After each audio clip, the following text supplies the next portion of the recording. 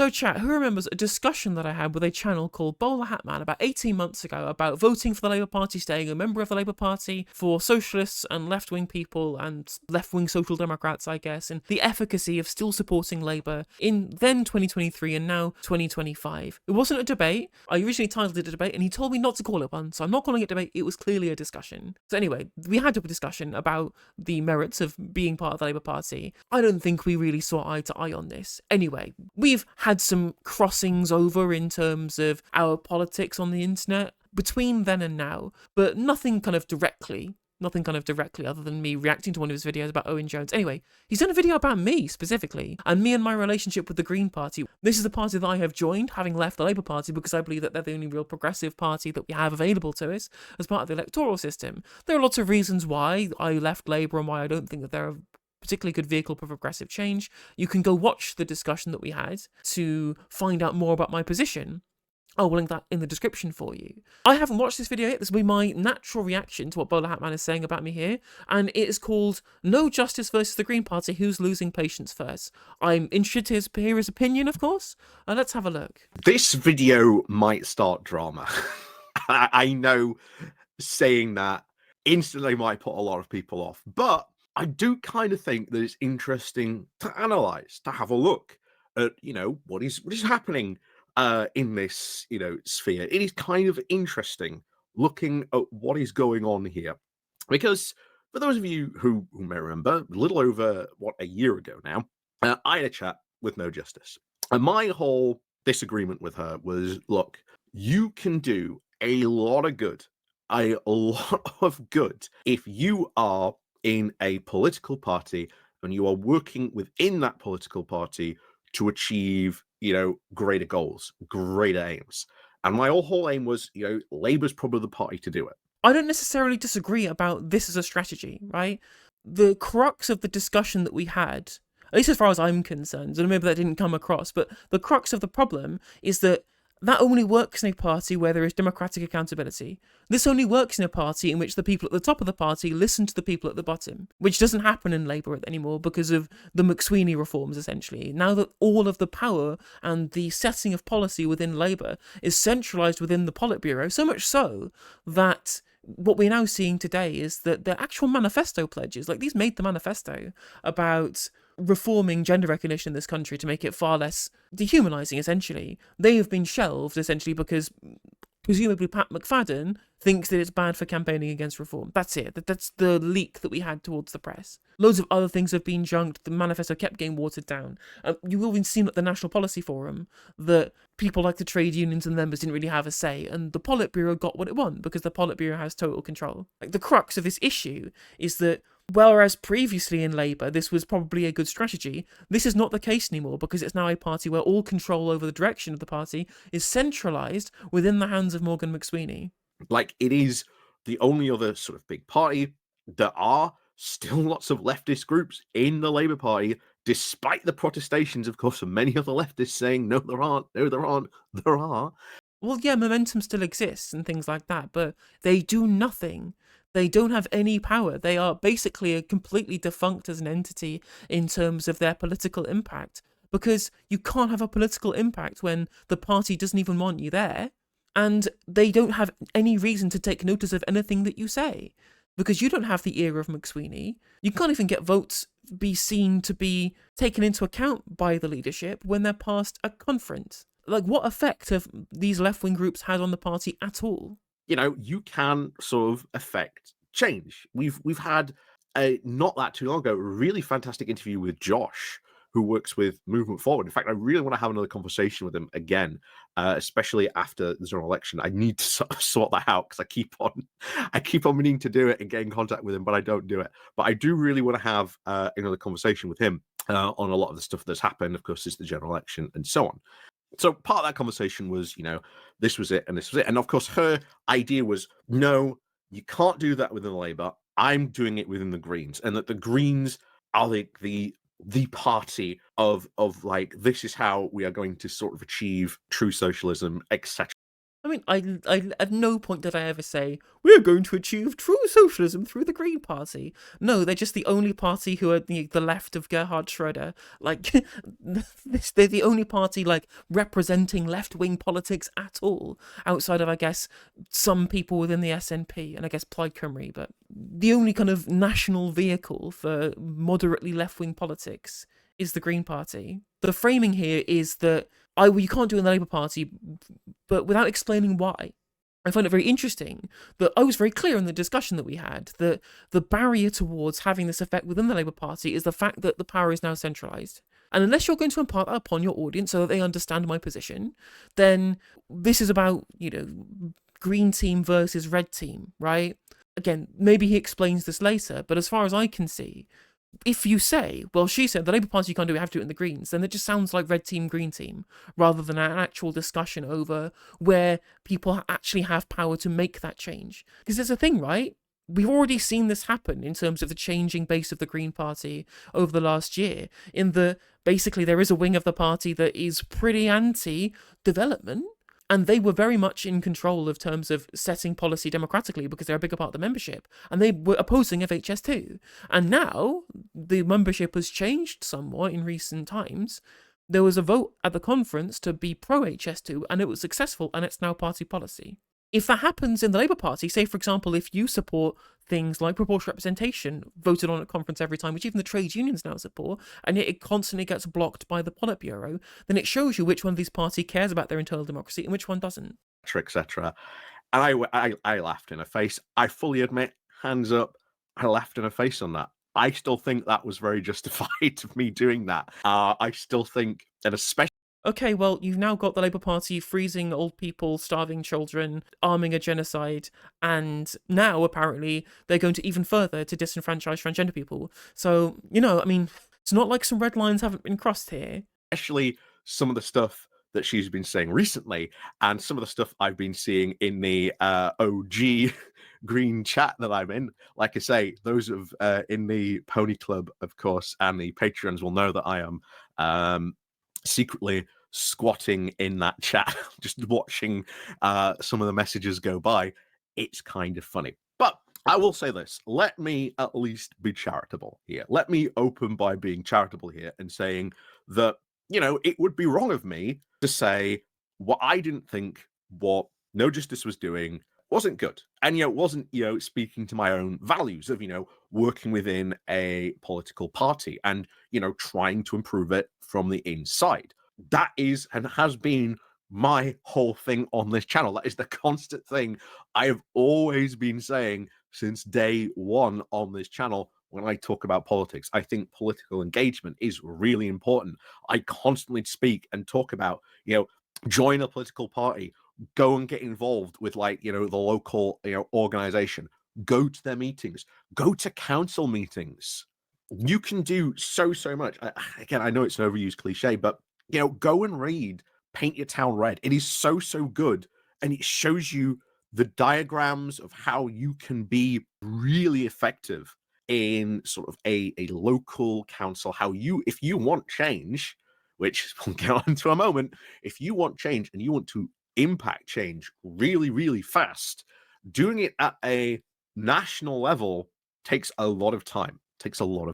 I mean, we spoke about what's happening in terms of local labour and engagement in terms of local politics, and we both agreed on this. Like, in the discussion that we had, this was something that we agreed on. We agreed that at a council level, there are parts of the Labour Party that do good things. I mentioned the Preston model. The book Paint Your Town Red, which is about this, he literally waved or bound on stream. Like, this is not an area of disagreement between the two of us over the power of engaging in local politics. We both agree with this. Like, he's right. He's 100% right, and I'm fully endorse engaging very hard in terms of local politics because it is important, and direct change does happen, and more closer to home as well in terms of what your local authority can do, especially if the evolution that we've had already gets extended even further.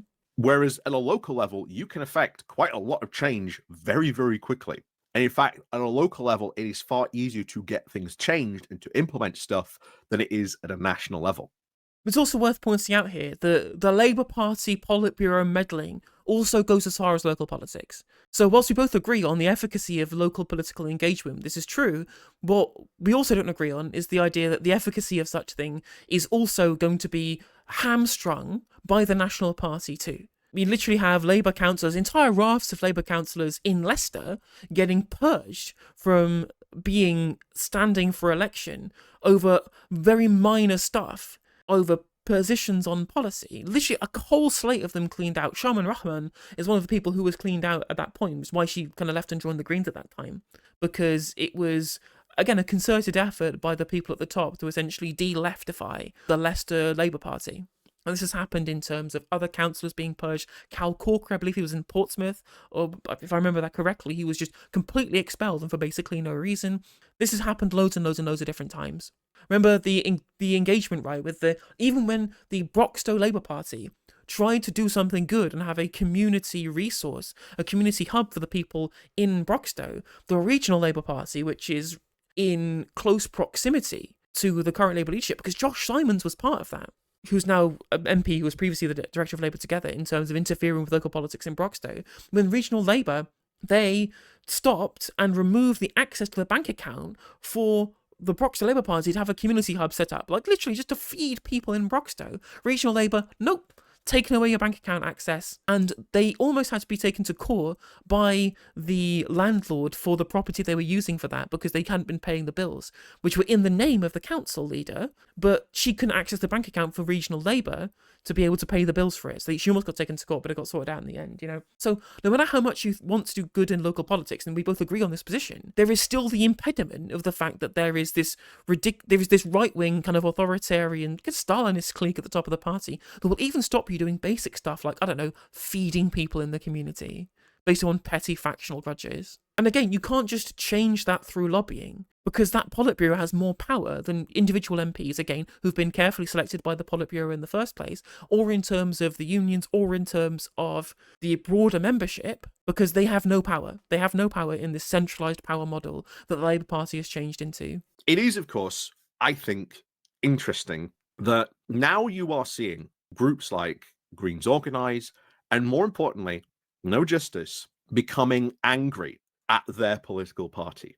And I mean, when you say getting angry, I get angry at Adrian Ramsey, but that's him specifically. That's because of Pylon Gate. I get mad at him about pylons. I get critical. I'm critical of all political people. I'm critical of all politicians, you know, especially ones who I believe could be doing a better job. But in terms of my internal critique of the Green Party, it's basically been entirely about messaging. And when the two videos that I've done about, one was about messaging, one was about policy, and I don't think I've ever been angry apart from the one video I did about Adrian Ramsey and the pylons. Because, you know, it's stupid. Like, the pylon stuff is stupid. This is not controversial to say that the pylon stuff is not just stupid in terms of utility, but in terms of optics as well. But the idea that that is somehow my broader opinion on the Green Party, no, it's not true. got to say is to sort of those people in GO and to No Justice herself, welcome to being in a political party. This is what it's like. Yeah. Except in the Green Party, I don't get totally ignored, and votes in conference become party policy. And whereas in the Labour Party, that's not the case, the opposite is true. And in the Green Party, I am literally in conversation with their deputy leader about how to approach strategy, because they value my opinion as a member of the party, which you don't get in the Labour Party. This is literally the entire point I was making in the discussion that we had. Although, to be fair, at the time I wasn't in conversation with Zach Polanski, but, like, this is the whole difference, right? Is that you actually get treated like somebody who is worth paying attention to in the Greens, which you just don't get out of Labour, because they don't care about you, because you're not in the little McSweeney Progress Labour First, Labour to Win clan. Where she said she was really, really angry and annoyed at the fact that the Greens were not engaging with her socialist group. And it's like... What socialist group? What the fuck is he talking about? I don't have a socialist group. Maybe I just don't remember. I have a shitty memory, it's true. I'm willing to concede maybe I said something that I now don't remember. Does anyone in chat know what socialist group I am angry that they're not engaging with? I'm not a part of a socialist group. I am just me. I'm a Green Party member, and they are engaging with me. I just think that their comms are shit. Like, we want to get better comms, and I have been courted by members of the party to get their comms to be better. This isn't controversial. Unless by the socialist group, he means my Discord and viewers. And my messaging discussion was constructive. It wasn't like angry or vitriolic. And the messaging stuff is being picked up. It's being actually considered by people who are elected high up in the party. It's not being ignored like it would be if you raise these concerns with Pat McFadden. If you're going to make these claims, maybe pull up a clip. All my content is totally like intellectual property free. My intellectual property is not something I hold dear. You can use clips of me if you want, and even within fair dealing, you'd be able to use clips of me regardless. Like, this isn't a copyright violation. Like, if you're going to make claims about the things that I do and say, stuff I can't even remember or even kind of understand what you're trying to drive at, maybe actually clip the thing and show your audience the position that I'm taking. Otherwise, it could look disingenuous. Could have linked it in the description. Yeah, I did check the description too. It's not linked there either. That's what happens in a political party. You've got to build bridges. You've got to be willing to compromise. Like I've said before, good luck, by the way, in trying to engage with your socialist ideas for the working class when most of the Greens' core voter base is built around environmentalists who want to achieve net zero as quickly as possible, but don't really care about a lot of the consequences and a lot of the costs that are going to have to be paid by working class people for this huge dogged pursuit of achieving net zero.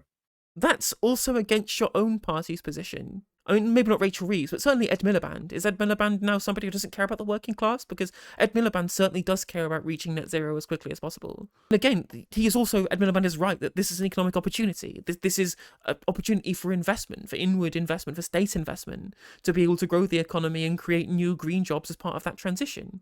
I mean, even Marwan from Find Out Now was talking about how the reason why the Greens can't be seen as populist really is because they hold the same environmentalist position that the current government does. That there's no real clear air apart from maybe like Rosebank and stuff like that.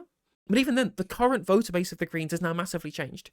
So maybe this was true of the Greens, especially 5 years ago, especially during the Corbyn period in Labour. But actually now the Green Party's voter base has changed. Like Elstats, who runs the Stats for Lefties accounts, they were writing in bright green earlier, talking about the changing face of the Green Party. And it's now mostly like urban progressive types who vote for them, where all of their second place results were in the election, urban progressive, left-wing people. The previous understanding of the green voting demographic of being kind of rural conservationists, that's really not true anymore.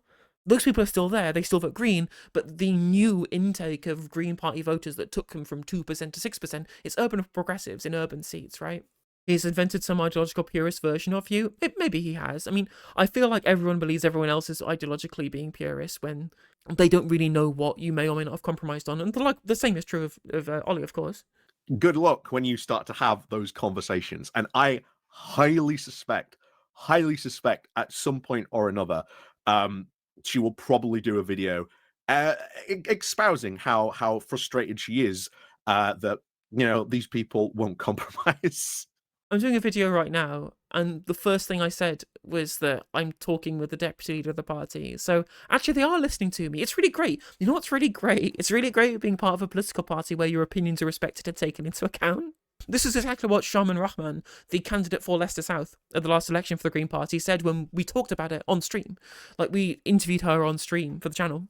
And the first thing she said was that leaving Labour and joining the Greens was like having a weight taken off your shoulders, not feeling like that you're part of like an internal firing squad for raising left-wing opinions, for having your views treated as something that should be worth listening to, which you never got with the Labour Party. Again, maybe this is just both mine and Shaman's opinions on this, or our experiences. Maybe it's just our personal experiences, but I feel like this is pretty well understood amongst lots of Green voters who switched from Labour.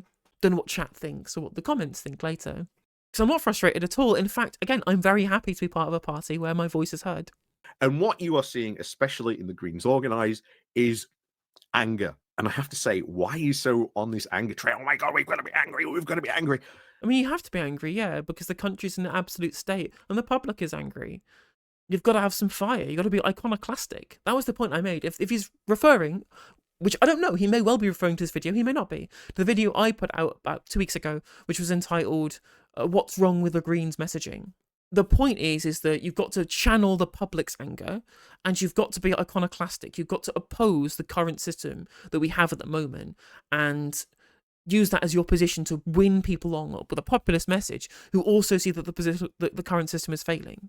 That's the problem. That was the point that I made. I don't think he necessarily means that we need to be angry. We need to channel people's anger. Be angry 100% of the time. Like, you just cannot. It will just eventually come across as being completely disinteresting. Oh, there they go the Greens again, just being angry. You'll just get dismissed. And it's kind of funny that in the Greens organized chat, they are quite dismissive of a lot of the stuff that Ed Davey did during his general election campaign. And I have to say, why are you so dismissive of his general election campaign? Because actually, that achieved quite a lot. Yeah, he went bungee jumping, he went paddleboarding, but every single time he did that, everywhere he went with a message, an aim, an objective. I don't think you can really lay the feet of Lib Dems' political success at that. I think it was mostly the on-the-ground activists in the specific seats, because the message that he was taking with these stunts was national. That was national campaigning. And yet, their success was very specifically targeted. They had incredibly efficient voting patterns that gave them more seats on a lower percentage of the vote than they had last time, because they hyper-targeted seats. And that's a ground campaign. That was the ground game that was... As far as I'm concerned, again, you'd need to show me some stats on this one. I don't have them to hand. But as far as I'm aware, this is what makes intuitive sense to me, is that the national campaign would see an increase in the vote share if it was successful everywhere. But that's not what we saw. What we saw was very hyper-targeted successes, which shows me it's about the ground game. And the Lib Dems have an incredible ground game, Despite the fact that I dislike the Lib Dems for basically every single possible reason, I will admit that their ground game is good. It raised his personal profile, but not even that much. He still has a lower personal profile than most other MPs. And as I did a video a long time ago, saying, back during the general election, that this was like Ed Davey's revenge tour, it absolutely was.